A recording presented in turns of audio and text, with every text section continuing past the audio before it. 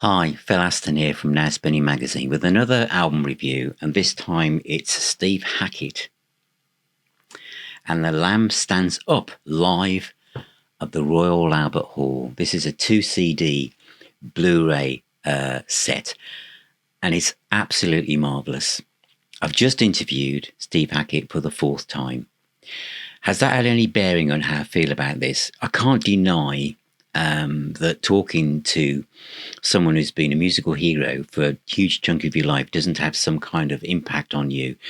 But Steve Hackett has released quite a few sets in this style. So I'm used to I'm used to seeing them. I'm used to the kind of thing. And I interviewed him before he did this, so I knew kind of what to expect. It kind of folds out into 4 panels. There's no booklet in it, but all the kind of story and credits and everything is actually in each fold-out gatefold. It's also available as a 4 LP set, which must be very spectacular. But I'm more than happy with the 2 CD Blu-ray set. What's it like? Seriously, I think it's absolutely fantastic. And I watched this with Sue, and we watched it in surround sound. And I also then played it just on CD. We had it on in the car. And I think it's captured Steve Hackett at the height of his powers. And this is a guy in his 70s. And the other thing I want to say, and I do mention this in the interview, is if I go through some of the tracks, it opens up with Circus and the Nightwhale. There are 3 tracks from that album: People of the Smoke, Circo Inferno, and These Passing Clouds. And as many of you know, I thought that album, which is very autobiographical, is one of Steve's finest solo albums. But the other thing that comes across on watching it, okay, is that the guitar playing, the solo in this first track is not only incredibly challenging as a musician. You can tell, okay, just listening to it, you think, whoa. And we always think of Eddie Van Halen, that tapping and stuff. You watch this, and the fact that Steve Hackett was doing this before, but you watch how this style has developed, and you watch the instrumental section in this song, and it is, I put down in my notes, it is visually jaw-dropping as well as what it sounds like. I mean, without a doubt, you're watching this and you think, wow, that is just so exciting to listen to, but it's also exciting to watch, because you just can't get your head around what Steve is kind of doing with his fingers and his guitar playing here. And I did ask him, I said, what was it like playing? And he said it's a challenge. And the fact is, you get so used to musicians thinking, well, this is my edge. This is where I go to. I'm going to pull back a little bit from that because I don't want to mess up. I'm playing at the Royal Albert Hall. It's been recorded. And my brother's on stage. My mom's in the audience, as she was. And I can't go back and fix this. Absolutely plays a blinder. It just shows the power of this album and how, being developed to the live stage, how well it works. And there is something I hope for the future, which I'll say at the end, really. The Devil's Cathedral is an amazing track, and I think it floats in and out of the set quite often, doesn't it? Every Day, Spectral Mornings. This has got to be, for me, it has pushed this song further forward than it was already. And Spectral Mornings and Every Day is probably one of many people's most favourite Steve Hackett tracks. But here it just goes up a notch. Maybe several. I don't know. But to me, I absolutely loved it. And Hands of the Priestess, The Tower Struck Down, Voice of the Acolyte. Now, there are 3 tracks from this album, which again is interesting, because that's the first solo album And there were 3 tracks, and they were coming up to the anniversary of this. And I did wonder whether in the future we could have like 2 albums being done again in their completeness. And one would be the first Steve Hackett solo album, and then the most recent one, bookended with some Genesis highlights in the middle. I'd love that. I really would.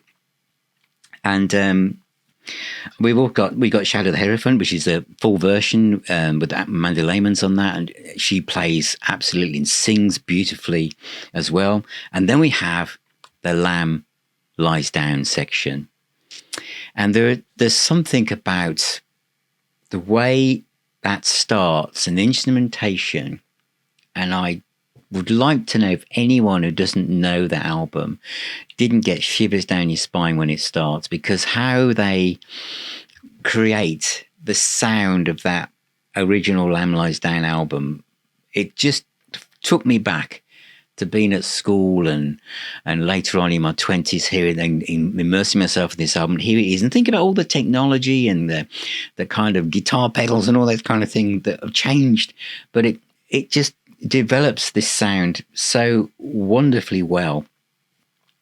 And we've got Steve Rothery is on guitar from Marillion, turns up to play on one of the songs here. I'm jumping around, bear with me, which is Flying the Windshield. Now, in the interview, because you must watch that, it's one of the highlights of this whole set is this section to me. When the 2 Steves trade guitar licks, guitar solos, like a question and answer section. And I did wonder how it had been done, because it looks like they're telepathically just completely in tune with each other. Their eyes are closed, and, Steve Rothery takes a turn, and Steve Hackett takes a turn, and they're answering each other perfectly well. And what was amazing was, when I did the interview, was that Steve Rothery just came on and just improvised the whole thing, which means that Steve Hackett was doing the same back to him, and in front of a live audience that's been recorded for a Blu-ray album, CD. It's just absolutely amazing. I just felt myself smiling more and more. I just felt myself being drawn into the music, and it's just beautifully done. It's not, the solos are not egotistical. They're not kind of like, how many notes can I stretch out from this? Am I going to look really good? Am I going to look better than the other person? This is the music serving, I say the song because there's no lyrics in this, but it's serving the emotion. It's serving the emotion that those of us who know this music, that it conjures up for us, and it is taking us to new places in our mind, in our hearts, whatever you want to call it. But that's what it felt to me. That it's like going to one of your favourite places that you went on holiday with your parents, and you go back, and the memories are even better than when you were there. It's laying down new experiences. Absolutely fantastic. Carpet Crawlers is also fantastic as well. And this has Ray Wilson on vocals, who makes this his own. Absolutely superb. And Nad's vocals as well on these tracks. He gets right inside these songs. He inhabits them and makes them his own. He sings with absolute authority. Fantastic. Hairless Heart, Carpet Crawlers, Chamber of 32 Doors, Lily White Lift, The Lamia, It. All of this section, and the way that the songs are being picked to recreate the drama of Lamb Lies Down without obviously being able to do all 4 sides of it. But this works, I think, so well. I just absolutely loved it. And I've got a lot of, as I said at the start, I've got a lot of these type sets from Steve Hackett. And he just changed the set around. I know that when they went to Japan, I think that Supper's Ready reappeared. But here, we have a whole chunk of music from Selling England by the Pound, Dancing in the Middle at Night, Cinema Show, Isles of Plenty, Firth of Fifth, and we have Los Endos from Trick of the Tail. which is incredible. And along the way, there is each musician is allowed to stretch out. So we've got lots of jazz fusion type things, prog. And you can just tell on the audience's faces that they're having the time of their lives. But this is a meticulously recorded album, visual experience, however you want to say it. And there's a great interview with Steve at the end as well on the DVD, Blu-ray. But this is highly recommended. If you're a fan of Steve Hackett, and he has got to be my favourite guitarist at the moment. And I think I was talking to a friend at the weekend and we were talking about Steve Hackett, and he was saying, I think I've got more solo albums by Steve Hackett than any other artist. And we were saying that how he can shift across genres with so many different things. And in the interview, I mentioned other albums that have recently come out because the guy is so prolific. And no doubt that next year we'll have another 2 CD live set of some kind. We just will. But good, because if they're like this, then just keep them coming. Absolutely brilliant. So if you bought this, let me know what you think. I know I've already had some emails from people saying they're just absolutely blown away by it. And also know that Andy Olds, one of my patrons, was there. He went to this gig and he said it's one of the highlights of his gig life, really, in seeing this. So I think you'll love it. I think you will. The track selection is just brilliant. So that is out now on Inside Out Music. It sounds fantastic. And that is Steve Hackett and the Lamb Stands Up live at the Royal Albert Hall. So thank you for watching. Thank you for being here. Thank you for all of your support. All of your support, whether you're just ringing that little bell or you're sharing this with somebody else and you're commenting, it all makes a difference.